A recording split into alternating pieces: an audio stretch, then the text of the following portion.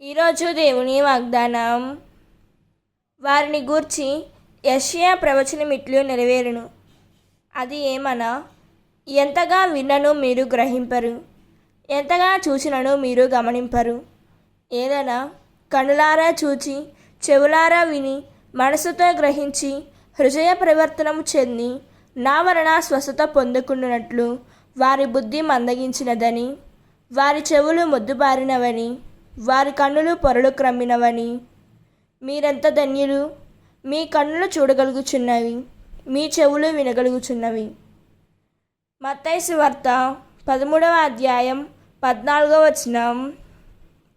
ఈ వాక్యం మనకు ఏం చెబుతున్నదంటే, ఈ వాక్యంలో యేసు ప్రభువు ఒక గొప్ప ఆత్మీయ సత్యాన్ని బోధిస్తున్నారు.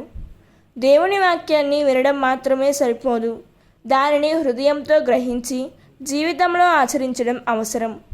అనేక మంది యేసు బోధనను విన్నారు, ఆయన అద్భుతాలను చూశారు.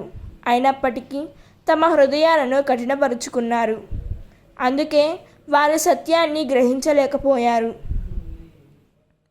దేవుడు ఈ వాక్యం వింటున్న ప్రతి ఒక్కరిని దీవించునుగాక. ప్రార్థన. ప్రియమైన పరలోక తండ్రి, నీ పవిత్ర వాక్యాన్ని నాకు అనుగ్రహించినందుకు నీకు స్తోత్రములు. ప్రభువా, నా హృదయం కఠిన పడకుండా కాపాడుము.